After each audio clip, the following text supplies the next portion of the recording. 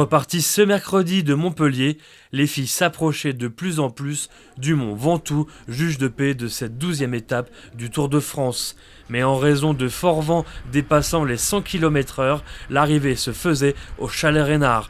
Une occasion pour Amandine Martin, la régionale de l'étape, de faire une superbe ascension dans le Mont Chauve.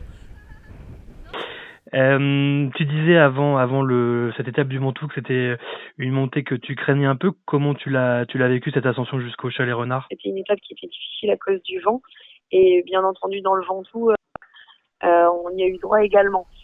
Donc voilà, le fait que l'ascension a été courtée de 6 km, je pense que c'est un petit peu facilité, bien que la partie la plus difficile, oui. On l'a faite. Mais bon, ça s'est pas trop mal passé. On l'a plutôt bien encaissé, ouais. Rassurez-nous, vous n'êtes pas tombé avec toute la foule qu'il y avait au Chalet Renard? Non, on n'est pas tombé. On était un groupe assez important ce jour-là parce qu'on a eu la chance d'avoir du renfort. Amandine, notre locale de l'étape, a rameuté un peu les foules. Donc on était un peloton d'une 30aine de personnes. Et il y a eu une petite chute en début d'étape. Rien de grave, mais on n'est pas tombé dans le Ventoux. Habillez-vous tout de suite, ça caille.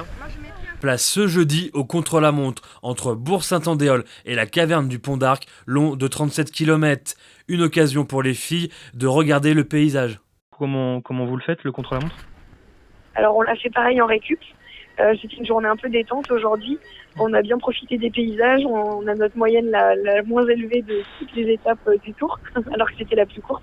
Par contre, sur les 3 derniers kilomètres, donc la dernière ascension du contre-la-montre, ouais. on a constitué 3 équipes et voilà, on s'est tiré la bourre jusqu'à la fin, quoi. Dans l'Ardèche, les filles ont pu recharger leur batterie avant d'attaquer les étapes alpestres dans les prochains jours.